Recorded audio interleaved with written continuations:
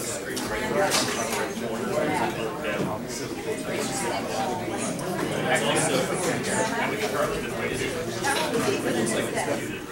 if there's also no one here.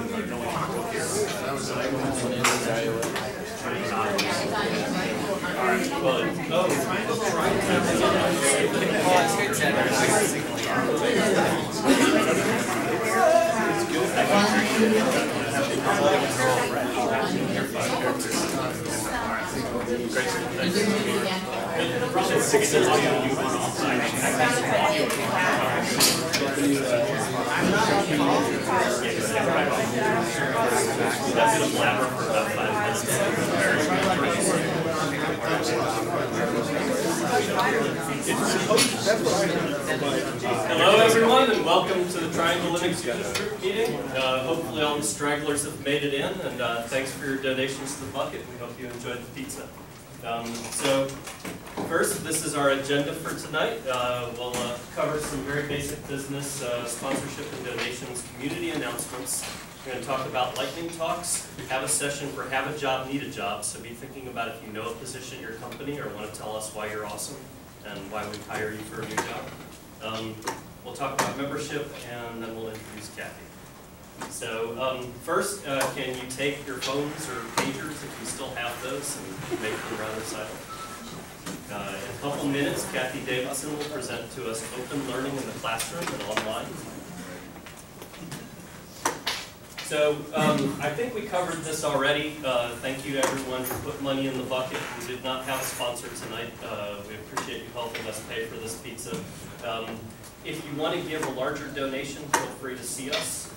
Any of the steering committee members, myself, Barry, Michael, and Cristobal. Bill Farrow is also with us, but he's with us in spirit in France. He'll be back next month. And on the topic of sponsorship, if you think your employer would benefit from sponsoring TriLUG, please start talking to them about it and let us know, and we'll help you coordinate that. All right, so community announcements, I'll go through these, and if you think of something else that the LUG would care about, I'll open the floor so that you can speak about that. The first thing is IndieConf, which is a local conference aimed at developers, kind of oriented toward open source software, but in general, developers and web developers. They're looking for presenters, and their call just opened. It closes July 4th. I know we have some great presenters in this room, so be thinking about what you would want to present to a room of web developers. Take a look at their Twitter account, IndieConf, for details. So they just posted the call. You can find that. The Triangle Java Users Group is having a rather interesting meeting on this coming Monday about complex event processing. And so this is being able to collect information from a number of different applications, sensors, firewalls, routers, so that you can correlate events and react to them, whether they're sales data coordinating with traffic on the website or a hacker attempt coordinating with a power outage, or however you want to look at it. They're going to look at some interesting ways to accomplish that with some Java libraries. Refresh the Triangle on Wednesday, July 19th. Is going to, I've got the wrong link here. Okay, I got these mixed up between the two. Anyhow, they're going to do collaborating on your open source project, and this is specifically aimed at designers and developers coordinating with each other using well-known open tools. They'll have a pretty good conversation about that with a presentation. I think that's actually the one I have down at the bottom, Thursday, the 27th. Look at meetup.com, refresh the Triangle. And then the Triangle Analysts Meetup is going to have a hackathon using R, which is a fantastic statistical package. And they're going to be helping everyone at the hackathon set up R on an instance of Amazon EC2 and run it from data that's also in the Amazon cloud. Should be real interesting if you have any experience with R and want to handle big data with it. You should check that out. That's, I believe, a week from right now, Thursday the 20th. And then lastly, Triangle DevOps. You may not be able to answer this, but if you're interested in R but don't have experience with it, is that a thing for you or not? I bet they would welcome you, and you'd learn some interesting stuff, and you'd be inspired to learn R afterward. I can also say that there was a very good class out of Johns Hopkins University, a MOOC offered through Coursera that I hope they'll repeat, that did, I thought, a pretty thorough intro to R in about 6 weeks. So take a look at Coursera for that. I don't think it was called R, but I'll help you figure out later what the name of it R was. is incredibly hard to search for.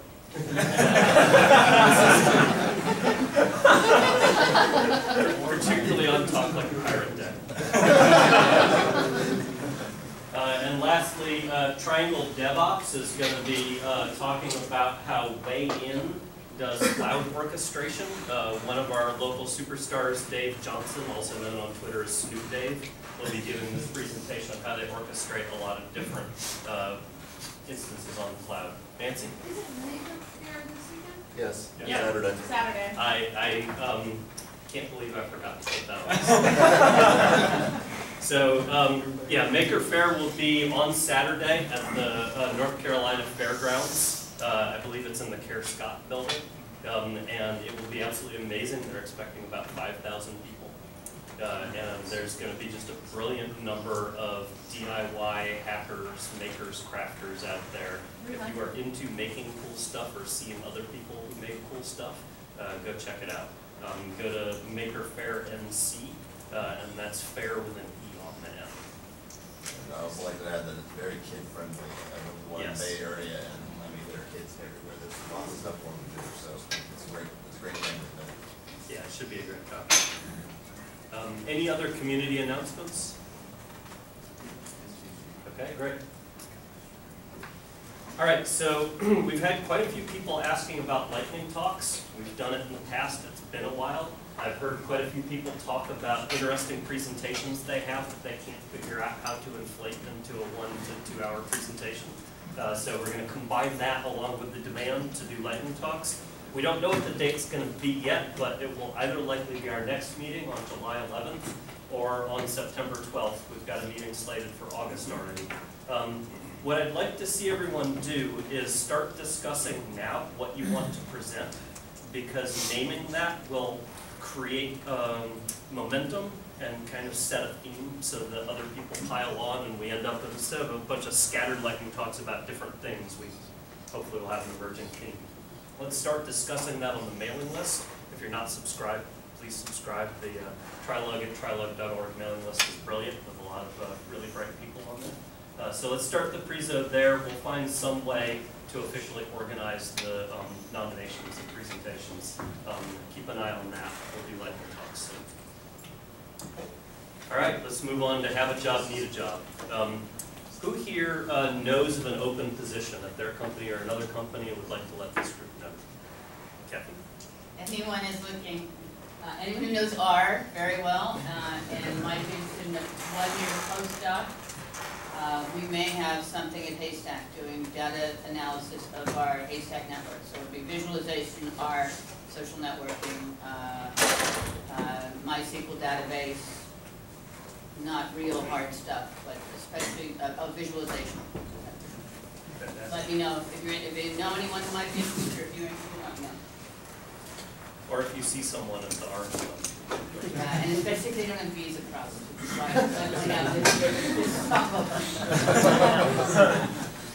I see a lot of heads. Any other open positions? All right, who here would like a job or would like a different job? Everyone here likes the job they have. Green? Yeah, but I'm not looking in tech. That's okay. I know of jobs. You know a job? I'm doing this every month, it seems, but the startup company I'm working for is all work from home.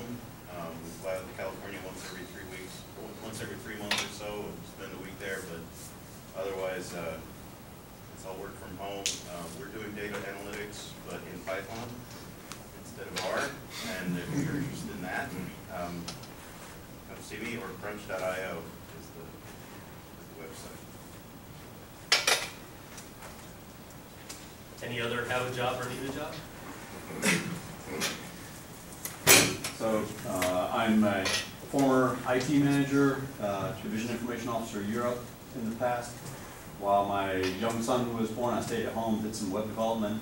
Now he's successfully into school and I'm ready to go back to work. So if you're looking for kind of a hands-on IT manager, please contact me. Great, thanks. Anybody else? Jared. I've got a pretty good job. I'm in the military, and so I'm not really ready to move anywhere right now, but I'm always looking for something. If you hear of anything that might be good that I could do in Japan, my wife is from Japan, and I've got education money, so I could, even if I can't do it now, I could move in that direction. So if you hear something, just let me know. And my wife does graphic design work, and I set up WordPress websites, so if you need anything like that, just let us know. Hit me up later. Okay. Anybody else have a job, need a job? All right, membership. Everyone remember the value of being a TriLUG member? I see quite a few new faces in this room. The most important thing about being a TriLUG member is bragging rights. Tell your friends and they'll be envious. The next is you get discounts at local businesses. We'll create a shell account for you on our server. You get voting rights on who stands up here to coordinate these meetings and talk to wonderful people about sending them out for our meetings. A lot of other logistics. So please do join. All you have to do is fill out a form. There's no cost. We'll try and put a stack of the membership forms out in the atrium on your way out, but so they're over here on this table. So not the atrium, this table I'm pointing at. Please pick one up. It takes about 30 seconds to fill out. Hand it to one of the steering committee members, and we'll give you your card at the next meeting. I want to mention these bar camp shirts. If you weren't out in the atrium when I announced it, or if you just weren't paying attention, we've got the shirts. See Jeremy about this. Jeremy, can you raise your hand one more time? After the meeting, pounce on him if you were at bar camp and you want one of these shirts, which are rather awesome. See him. All right, so at this point, I would like to welcome Barry Petticord to the podium. Barry is our new...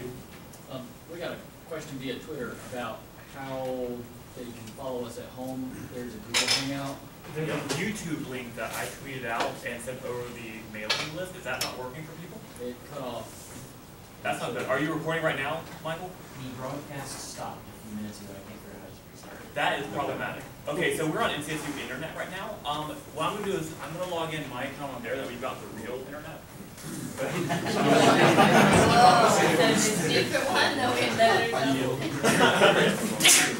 So we'll try to help take care of that in a bit. And So apologies for the delay, but this is the half of the group that you can't see and continue attending. Yeah. If for some reason you cannot make it out to one of our meetings, we do try to always have some sort of option to attend remotely. Pitch to members. Pitch to members, right quick. So while they're sorting that out, at a recent meeting we voted and we now have an anti-harassment policy, which I think is awesome. So if you have any problem at any TriLUG meeting or other event, you can see one of us folks on steering. I want to flesh that out. I want people who are part of a group who are members who would be willing to respond to incidents, and I want more of a positive framing, welcome message, and other administrivia. We're getting to a point in our life as an organization where we should sort of pivot a bit and figure out where we want to go next, and that means having kind of boring businessy meetings, unlike meetings like this. And trying to combine business meeting stuff into a meeting like tonight is not great. So I want to have some semi-regular, maybe once every other month, maybe once every 3 months, TriLUG businessy meetings. And so people who are interested in doing that to deal with that administrivia, flesh out who we are as an organization and where we're headed, please get in touch with me or other steering folk. We are very reachable, approachable, and help us do that. So that's another reason that you should fill out a membership form if you haven't, because those sorts of meetings where we would vote on setting bylaws and etc., you need to be a member to be able to vote. So, thanks. And one last thing for those of you who don't know about our tradition called TriChug. After this meeting, we will all go to the bar at Bada, which is in the parking lot of Mission Valley Shopping Center, about a half mile that way. You get back out on the Avon Ferry Road, head up toward Western Boulevard, and turn right into the parking lot before you get to Western. So, all right, Barry, you want to take us off? Sure. Sorry about the interruption. And just one heads up is that even when the stream breaks out, Jeremy records us in really high definition on his fancy camera back there, so even if we can't do it live, we can still post a really nice copy later. Anyway, so my name is Barry Petticourt. I am the PR officer, or I was called, when I was at TriLUG in the same position, called me the Minister of Propaganda. Cathy Davidson was my instructor for a course at Duke this past spring called, I called it 890S, it's called Duke 21C, 21st Century Literacy. Okay, and we learned about just education in the, in the 21st century, in the modern age. And I've been following Cathy as a blogger on Haystack for well over a year now. So it was really interesting finally getting to meet her in person when she unveiled the PhD lab at Duke University, which is really great for me because, you know, I'm a graduate student and a hopeless academic, right? So she's here to talk about openness in education, massively open online courses like Coursera, Udacity, which I know many of you are using. So without that, I'll let her take it away, and welcome.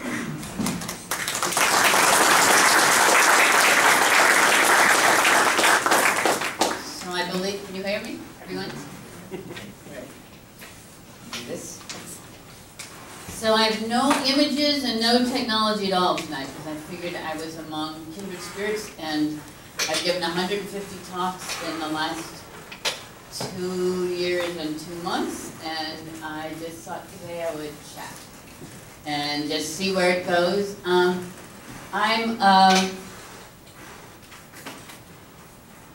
Well, first of all, I'm going to tell you about the coolest thing. At 4:30 this afternoon, we made this very nice announcement. For the last 2 years, I've been working on open badges with Mozilla. I'm the first educator to join the board of Mozilla, 6-person board of Mozilla, which is an incredibly cool thing to be able to do. And we've been working with the MacArthur Foundation and the nonprofit that I co-founded and that I run called Haystack, which is a long acronym that's Humanities, Art, Science, Technology, Alliance, and Collaboratory. HASTAC, which we say Haystack, on badges as an alternative credentialing system based on what Stack Overflow and Topcoder and the open source community has been doing for 20 years, and thinking about how we could take that system and actually improve the horrific assessment systems we have now in our public schools, in national policy, standardized testing, but also the narrowness of both official school credentialing and the vagueness of recommendations and resumes, and what we could do about coming up with a peer-to-peer form of valid credentializing and recognizing of skills, including skills that aren't learned in schools or from institutions, but that you might learn on your own, like coding, which is the case for so many people who come up through from youth on through the coding community. And this afternoon, the Clinton Global Initiative announced, Bill Clinton announced that they were going to have badging offered as a way of credentialing for 2 million people in the Clinton Global Initiative network. 40 institutions. DePaul University is now accepting badging, especially in fields of engineering and computer sciences, as an alternative mode of credentialing for entrances, kids coming into DePaul University. So I'm pretty excited about that. One of my soapboxes, and it really is a soapbox, is how terrible our current systems of measurement are. And that we have standardized thinking. I love to talk about the history of standardized testing. I don't know if any of you know, have looked at my bazillion videos online or know my stick on this, but I'm happy to talk to you. Okay. Multiple choice test was invented in 1914 by a graduate student at Kansas State University because there was a teacher shortage. They just passed laws saying you had to be 16 before you could drop out of school. Immigrants were pouring into American cities. There were no teachers. World War I was just starting. The war effort was starting. He wrote a dissertation saying, hey, if we can turn out Model Ts on an assembly line, we can turn out, quote unquote, tests of lower order thinking for the lower orders. just to get them quickly through the system in a crisis. The war ended. He was a Deweyite. He started saying, great, now we can get rid of this stupid test, right? Which literally is, which of these 4 animals is a farm animal? A, cow, B, elephant, C, hippopotamus, C, Tyrannosaurus, or D, Tyrannosaurus rex. You know, take out your tests at the same time, make sure you fill it. You look at his dissertation, it sounds like the tests your kids are taking today, right? 1925, Scholastic Aptitude Test decides this test of lower order thinking for the lower orders, quote unquote, not a phrase I would ever use myself, would become the rule of the land for how you got into college.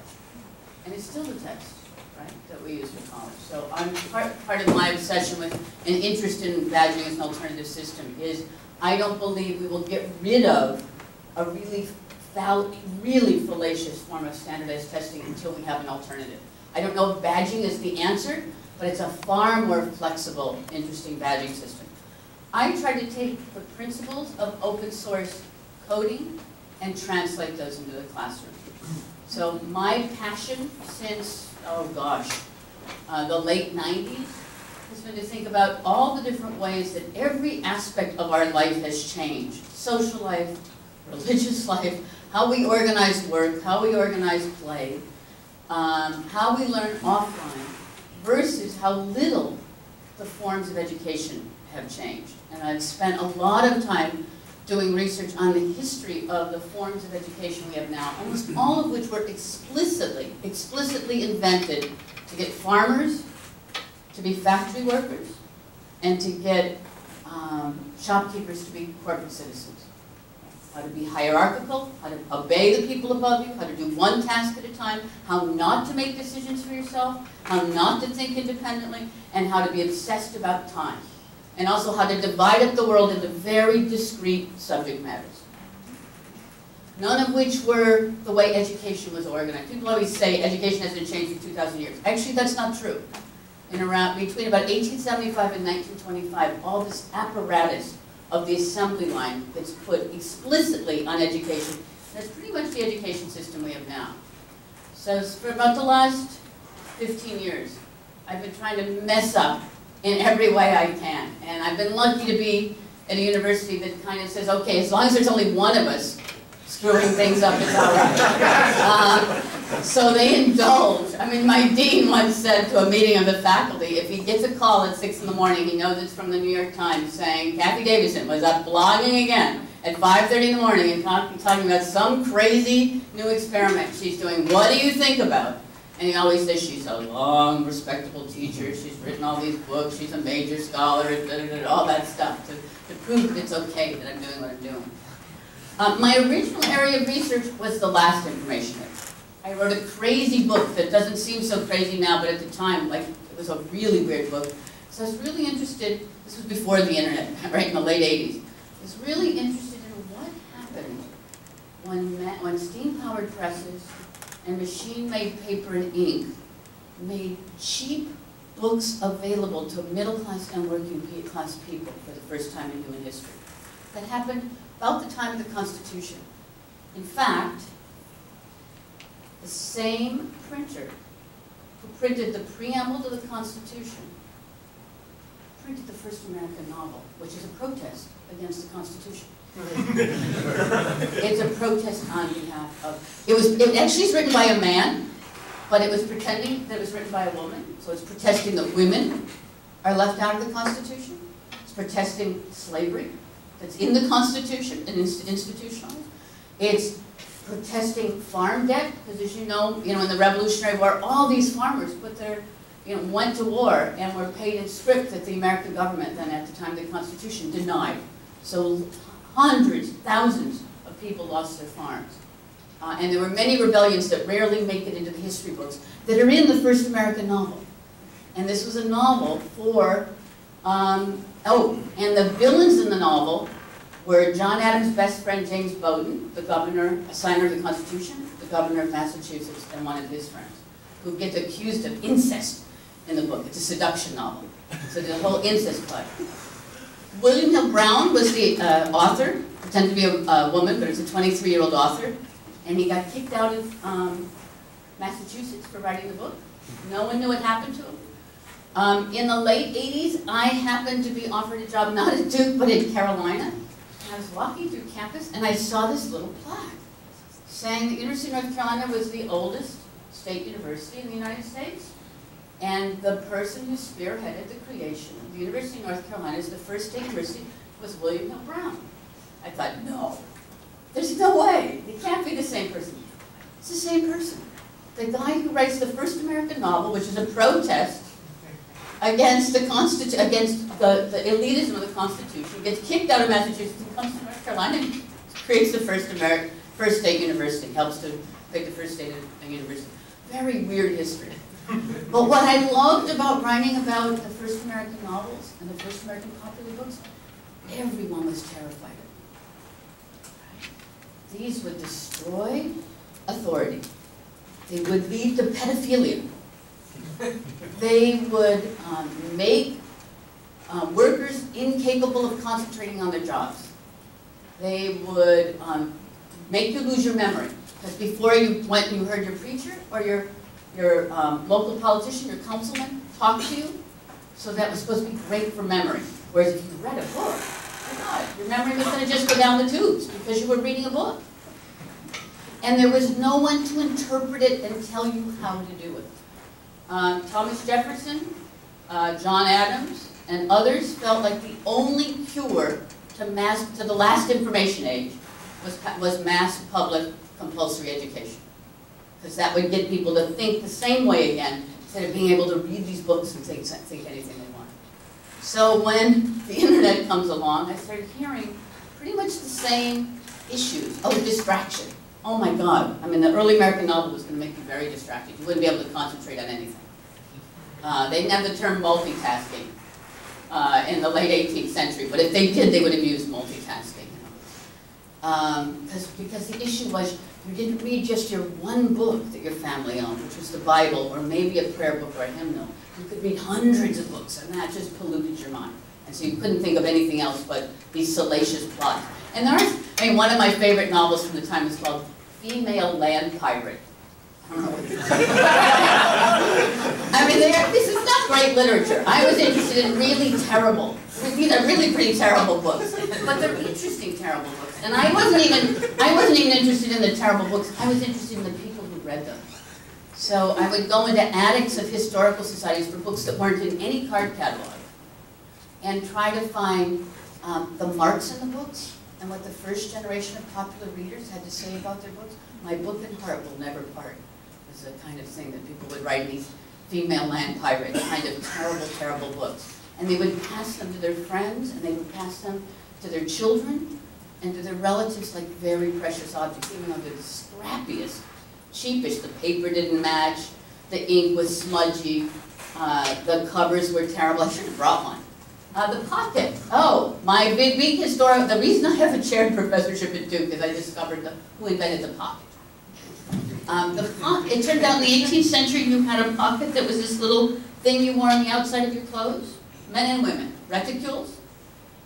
But because parents thought novels were like video games now, right? You know, like you're not allowed to do that.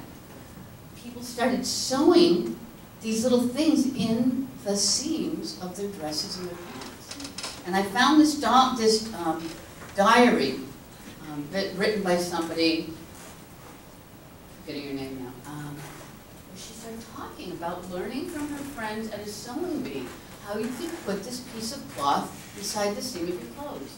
So I went to Old Sturbridge Village, which is like a historical village in Massachusetts, and I said, look at this in the diary.